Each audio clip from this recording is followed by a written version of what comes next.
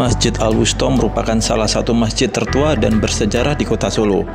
Masjid tersebut dibangun oleh Kanjeng Gusti Adipati Aryo Mangkunegoro I pada tahun 1878. Disebut demikian karena besarnya menempati posisi berada di antara dua ukuran alias berukuran sedang, tidak sebesar Masjid Agung di Keraton Kasunanan Surakarta, tetapi juga tidak sekecil masjid di Kepatihan Kompleks Kepatihan.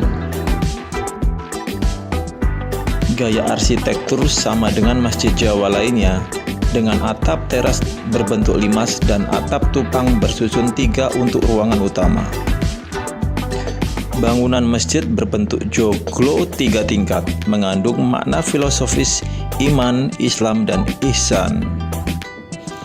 Lokasi masjid ini strategis dan sangat dekat dengan Pura Mangkunegaran.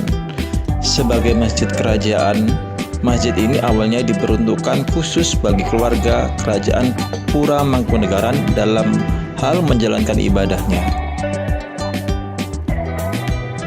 Seiring berjalannya waktu, masjid ini terbuka untuk umum.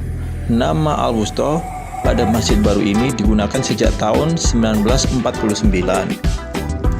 Masjid Al-Wusta masih mempertahankan keasliannya, mulai dari tembok pagar yang mengelilinginya, mimbar, tiang lampu, dan beduk. Di sebelah selatan masjid terdapat maligin, bangunan melingkar yang dulunya berfungsi sebagai ruang khitan massal. Di sisi utara masjid terdapat menara setinggi 25 meter yang pada zaman dulu dimanfaatkan untuk azan.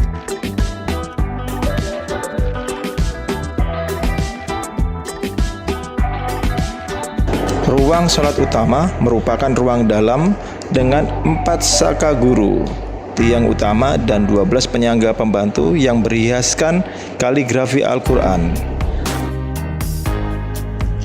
Masjid Al-Wusta mempunyai ciri khas yang membedakan dengan masjid lainnya, yaitu adanya markis. Markis itu merupakan semacam gapura pintu utama menuju teras yang dihiasi dengan kaligrafi. Selain itu, nukilan ayat suci Al-Quran juga menghiasi beberapa bagian masjid, gapura masuk, dan pintu-pintu serta jendela lainnya. Pengelolaan masjid sejak pertama berdiri dipercayakan kepada para pengurus yang berasal dari para abdi dalam Pura Mangkunegaran hingga zaman penjajahan Belanda. Kemudian beralih ke penjajahan Jepang. Setelah Indonesia merdeka, Masjid Al-Wusta dikelola oleh Kementerian Agama Republik Indonesia.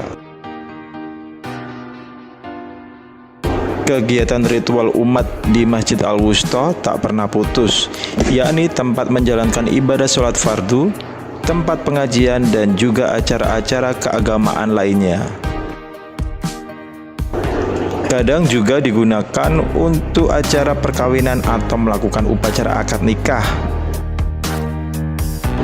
Masjid Al-Wusta termasuk salah satu masjid yang sudah tua, maka tidak mengherankan jika masjid tersebut sering dijadikan objek penelitian.